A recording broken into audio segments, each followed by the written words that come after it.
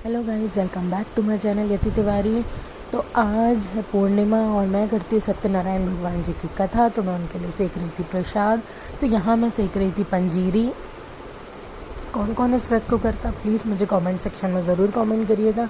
तो यहाँ मैं पंजीरी बना रही थी और मैंने ना पंजीरी में डालने के लिए शक्कर पीस ली थी। प्रीशु के लिए दूध तैयार था, मैंने अपनी कॉफ़ी तैयार कर ली थी। फिर मैंने यहाँ चावल को है जो थोड़ी देर पानी में भिगो दिए थे, क्योंकि मुझे खीर बनाना थी। क्योंकि आज भोग में खीर लगती है, शाम को चंद्रमा की पूजा की जाती है। तो यहाँ पे फिर ये पंजीरी आप देख सकते हैं रेडी हो चुकी है। ये देखिए हमारी भोग की खीर भी तैयार हो चुकी है। यहाँ पे मैंने पंचामृत भी तैयार कर लिया है। उसके बाद मैं चली गई पूजा में, पूजा की तैयारी करने। पूजा की तैयारी करके सबसे पहले मैंने महावर लगाया अपने पैरों में। उसके बाद यहाँ पूरी पूजा की तैयारी लगा ली। आप देख सकते हैं मैं सारा सामान लेके बैठ जाती हूँ, क्योंकि मैं अकेले रहती हूँ, सामान कौन ला कर देगा मुझे, इसीलिए यहाँ पे मैं सारा सामान रख लेती हूँ। उसके बाद मैंने शुरू करी अपनी पूजा। पूजा के लिए सबसे पहले मैंने हल्दी से लीप दिया। उसके बाद मैंने चौक डाल लिया। मैंने बहुत शुरू से, मुझे 3 साल हो रहे हैं पूजा करते करते। जब से प्रीशु हुई थी मैं तब से ही ये पूजा कर रही हूँ। और मैं सत्यनारायण की भगवान की कथा ही करती हूँ। कई लोग कथा नहीं करते हैं, सिर्फ शाम को चंद्रमा की पूजा करके भी व्रत कर लेते हैं। मेरे ससुराल में ऐसा होता है, लेकिन मैंने ऐसा ही शुरू किया है। इससे 2 फ़ायदे हैं कि यहाँ हमारा भगवान का नाम भी हो जाता है, कथा भी हो जाती है इसी बहाने, और एक पॉजिटिव वाइब्स हो जाती हैं पूरे घर में। तो ये भी एक रीज़न था कि मैंने ऐसे ही व्रत चालू किया था।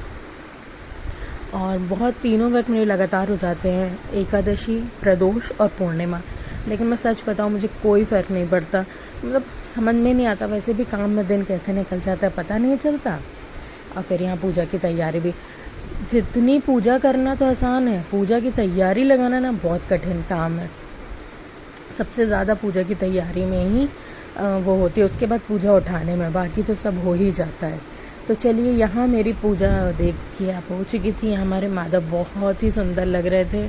फिर मैंने किया हवन, कथा पढ़ी, फिर किया हवन, फिर आरती करी। फिर पूजा से फ्री होकर थोड़ा देर बैठी, फिर खाने की तैयारी करनी थी। और जब से पंजीरी बनी थी ना, उसको तब से खानी थी, तो मैंने खाने नहीं दी थी। मैंने कहा नहीं प्रीशु, अभी थोड़ा सा बेटू भोग लग जाए फिर खाएंगे। पर यहाँ पे जैसे ही सो रही थी वो, जैसे उसने घंटी सुनी, उसको समझ में आ गया कि मम्मा पूजा कर रही है, तो वो तुरंत उठ के आ गई थी।